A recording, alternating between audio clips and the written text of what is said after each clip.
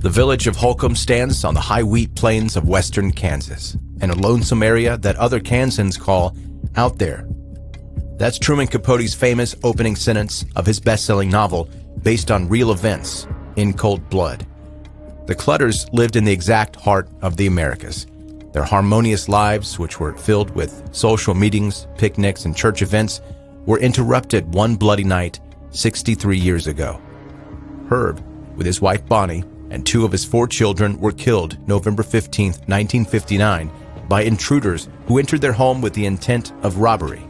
The small community had never experienced such a brutal and pointless crime before.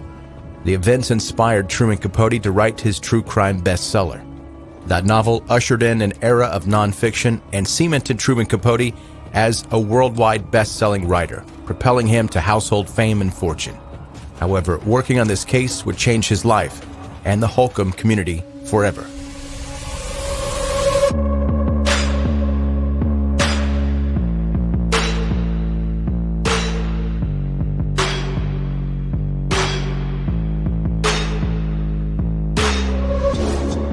Welcome to 10-Minute Murder, brief and bingeable true crime.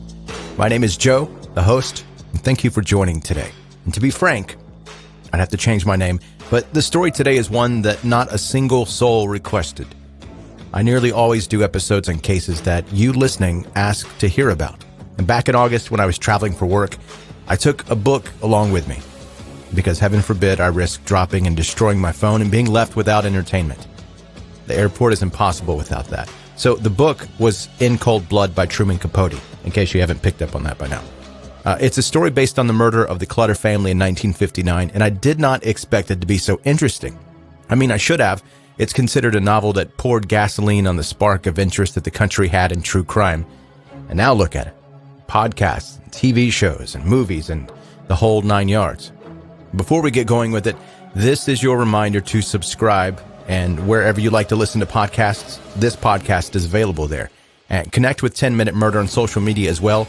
Links are in the show notes of this episode, also at 10minutemurder.com. Now to the story.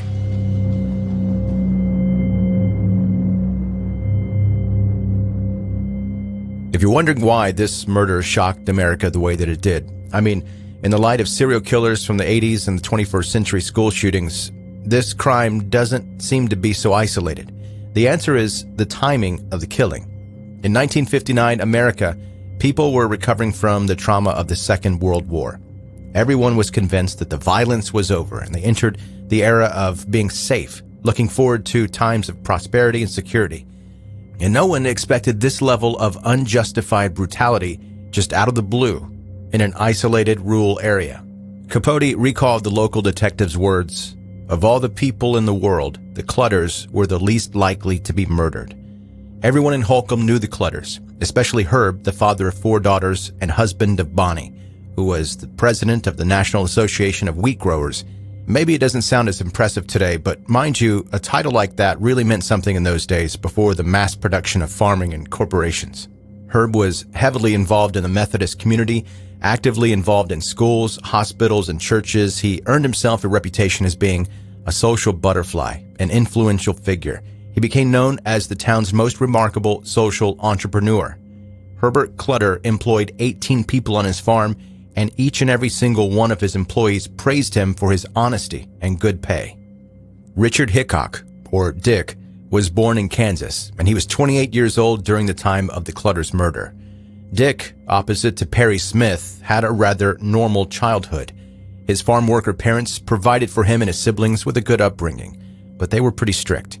He was a popular student and promising athlete. He went on to work as a mechanic instead of attending college due to his family's lack of money. Dick had a disfigured face because of an almost fatal automobile accident, which left him with a head injury. Medical bills caused mounting debts, which were impossible to pay off right away, even in the 1950s. It led him down the criminal path as he started forging checks and gambling to make ends meet. Perry Smith was born in Nevada, and he was 31 years old when he performed the multiple killings. His parents were rodeo performers. While living in Alaska, Perry's father abused his family, which resulted in Mr. Smith's wife leaving him. She moved along with the kids to San Francisco. Unfortunately, the life of Perry and his siblings did not improve. as their alcoholic mother choked on her own vomit when Perry was just 13 years old. The children were placed in a Catholic orphanage where they were supposedly malnourished and abused physically and mentally by the nuns. After being placed in a Salvation Army orphanage, Perry's living conditions didn't get any better. He says that the caretakers tried to drown him. Later, he reunited with his father and they lived a vagabond life together. Due to this trauma, he fell by the wayside and joined a street gang, performing his first crimes. What's even worse is that his father and 2 of his siblings committed suicide, and the remaining sister cut ties with Perry. At the age of 16, Perry Smith joined the United States Merchant Marine, which is not part of the military, but it is incredibly important to the armed forces. Later, he did join the Army and served in the Korean War. After earning a Bronze Star, he retired from the service with an honorable discharge in 1952, in spite of getting into fights with other soldiers and Korean civilians. In March of 1956, he was sentenced after being found guilty of breaking and entering. It was there, in the Kansas State Penitentiary, that Perry Smith met Dick Hickok. While in prison, they were told by a former River Valley Farms worker, a cellmate, Floyd Wells, that Mr. Clutter kept thousands of dollars in a cash safe in his house. This information ignited the criminals' imagination, who were jobless and broke after being released from prison. They hoped that one heist would provide them with $10,000, which is equivalent to more than $100,000 today. Floyd recalled that he said something like, "Herb Clutter is rich and spends almost $10,000 a year on the farm." But the criminal mastermind duo misconstrued the story. They believed that Clutter kept a vast amount of cash in his house at all times. In reality, he was a very frequent check writer and kept almost no cash in the house. Funny enough, he even wrote a check for $1 to pay for a haircut. Even though the crime rates in his hometown were extremely low, he was outstandingly cautious with money. Dick and Perry set off on more than 400 miles of a journey, craving the Clutters' cash. They silently broke into the Clutters' house, entering through an unlocked door. They pushed Herb's children, Nancy and Kenyon, into the bathroom on the second floor.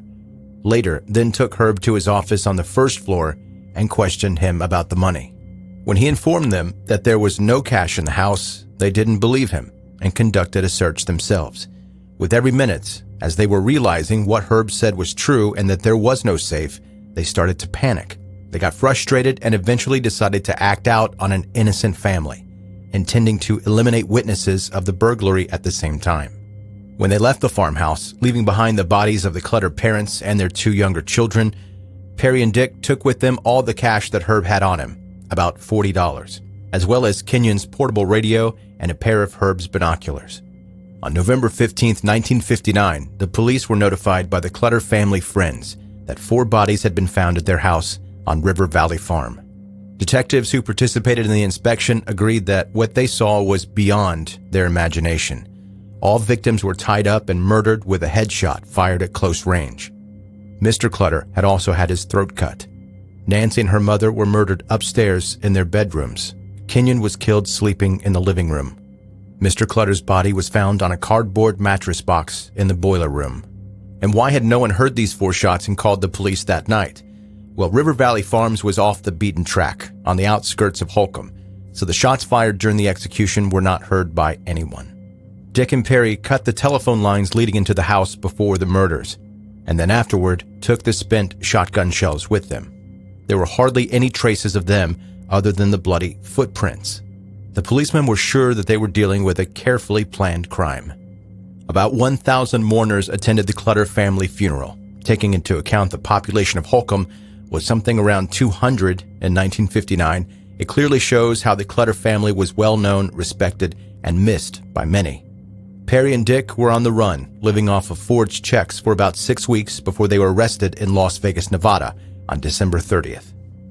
It was Floyd Wells who had told the investigators about Hickok's plan to rob and murder the Clutters, the same person who told him about the Clutters in the first place. Perry and Dick were found guilty on 4 counts of first-degree murder and sentenced to death by hanging. On the final evening of their lives, Dick Hickok and Perry Smith ordered a last meal of spiced shrimp as a main dish with ice cream and strawberry shortcake for dessert.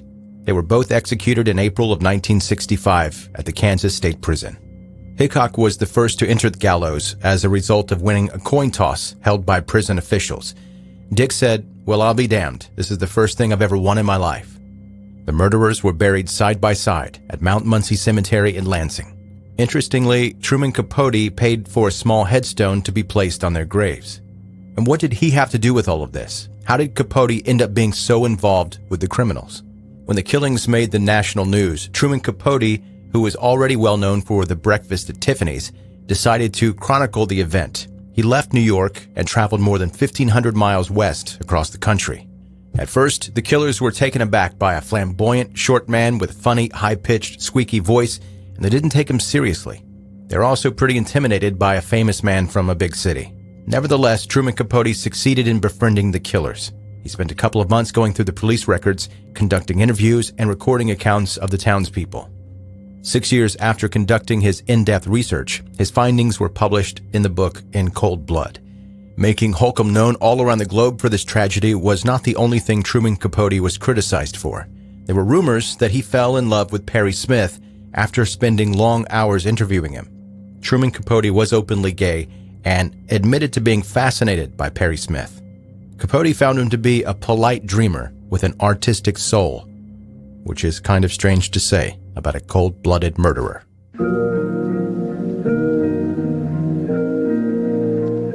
That's today's 10-Minute Murder.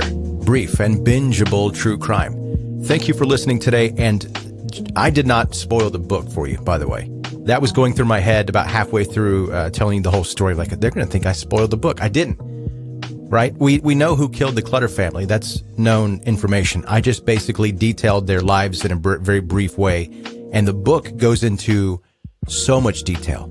It's not a short book at all. It's very detailed and thorough, and it goes through way more than I could talk about here. I mean, if I were to talk about the whole story, and I would basically just be reading the book to you, and it would take me like 10 hours to do that. And obviously, I can't do that. I just summed up a 10-hour audiobook into maybe 12 hours.